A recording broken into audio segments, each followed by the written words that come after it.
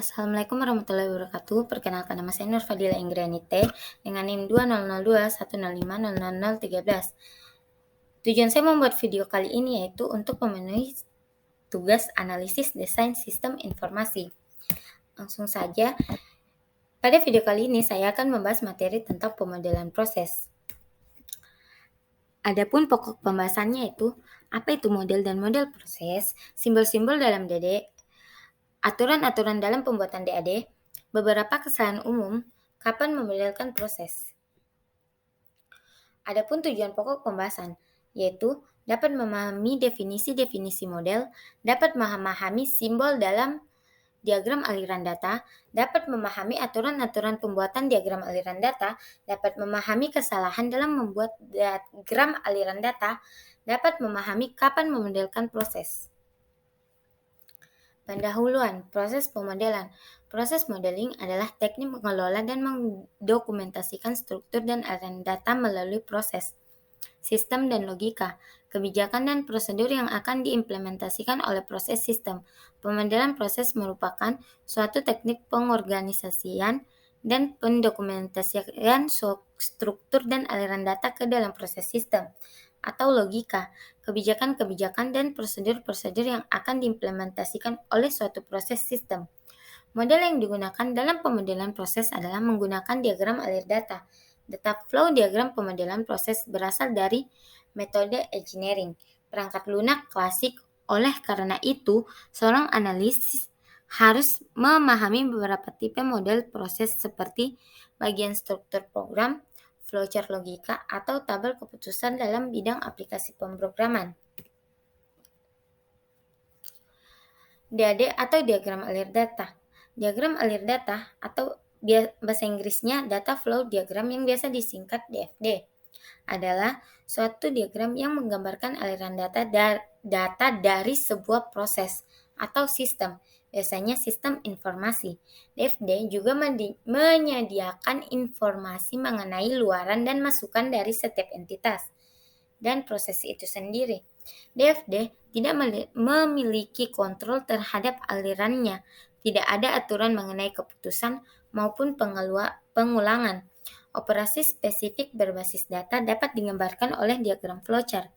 Menurut Kenneth Kozar, tujuan dari DFD adalah menyediakan jembatan antara pengguna dan pengembang sistem.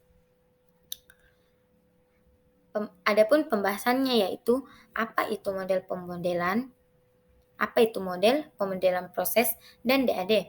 Model representasi dari realitas umumnya dinyatakan dalam bentuk grafis. Pemodelan proses, teknik untuk menata dan mendokumentasikan proses, input, output, dan simpanan data dalam suatu sistem. Alat dalam rekayasa perangkat lunak.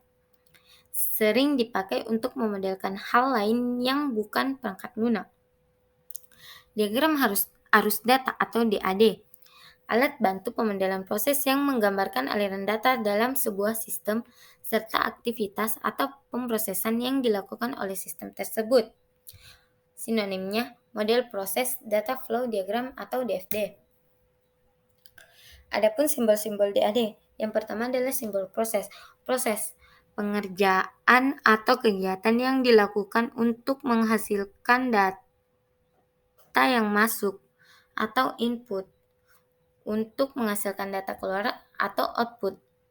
Proses hanya menunjukkan kegiatannya saja, tidak merujuk orang atau pihak yang melakukan. Contohnya proses pembayaran, proses cetak KRS, dan lain-lain. Selanjutnya ada simbol entitas dalam atau luar. Entitas dalam atau luar merupakan pihak di dalam atau di luar organisasi, atau biasa orang atau organisasi yang mengirimkan input ke sistem atau menerima output dari sistem. Menunjukkan batasan dari sistem tidak sama dengan entitas dalam basis data. Contohnya bank, sekretariat, kaprodi, departemen pendidikan, dan lain-lain. Selanjutnya yaitu simbol simpanan data. Simpanan data merupakan kumpulan data, bisa berupa file atau basis data, tapi tidak selalu berupa file atau basis data. Contohnya, file mahasiswa, data KRS. Yang terakhir adalah simbol aliran data. Aliran data menyatakan data masukan ke suatu proses atau data keluaran dari suatu proses. Dapat juga menyatakan update data dalam suatu file, basis data, atau simpanan data yang lain.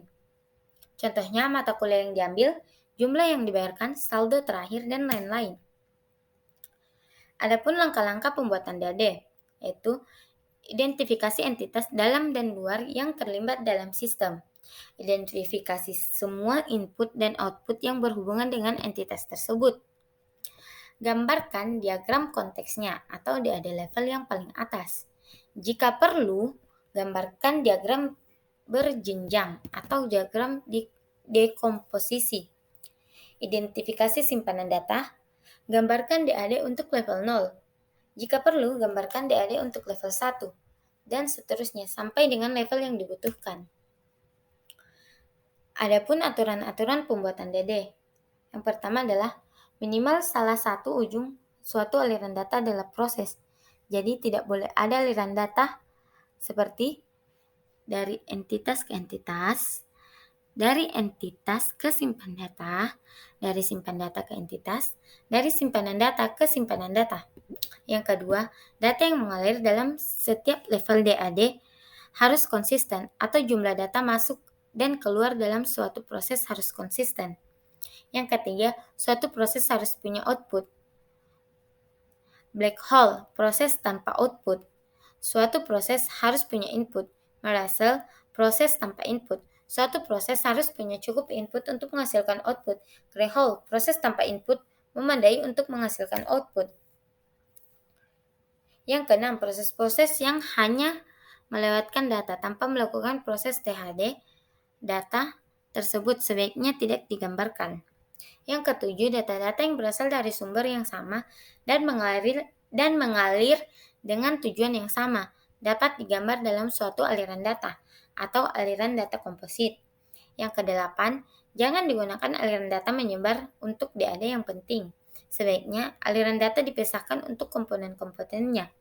Yang kesembilan, sebaiknya simpanan data diberi nama sesuai dengan nama yang dipakai dalam model data atau diagram R. Kata data tidak perlu dipakai. Dan yang terakhir yaitu untuk mengurangi kompleksitas gambar, simbol-simbol proses, entitas, simpanan data dapat dibuat duplikatnya. Adapun beberapa kesalahan umum dalam pembuatan DAD. Kesalahan dalam pembuatan DAFD. Umumnya kesalahan dalam pembuatan DAFD adalah yang pertama yaitu proses mempunyai input tetapi tidak menghasilkan output. Kesalahan ini disebut dengan black hole atau lubang hitam karena data masuk ke dalam proses dan lenyap tidak berbekas seperti dimasukkan ke dalam lubang hitam. Yang kedua, proses menghasilkan output tetapi tidak pernah menerima input. Kesalahan ini disebut dengan miracle atau ajaib karena ajaib dihasilkan output tanpa pernah menerima input. Yang ketiga, input tidak masuk tidak sesuai dengan kebetulan proses. Yang keempat, data store tidak memiliki keluaran. Yang kelima, data store tidak memiliki masukan. Yang keenam, hubungan langsung antar entitas keluar. Yang ketujuh, masukan langsung entitas data store. Yang kedelapan, keluaran langsung dari data store ke entitas luar. Dan yang kesembilan, hubungan langsung antar data store. Dan yang terakhir yaitu yang ke-10, data masukan dan keluaran yang tidak bersesuaian dalam data store. Dan selanjutnya yaitu kapan pemodelan proses. Pemodelan proses dapat dipakai sebagai alat bantu dalam perencanaan sistem. Tidak terlalu rinci. Analisis sistem menggambarkan sistem yang sekarang berjalan. Desain sistem menggambarkan sistem yang akan dibangun. Sekian dan terima kasih materi dari saya. Wassalamualaikum warahmatullahi wabarakatuh.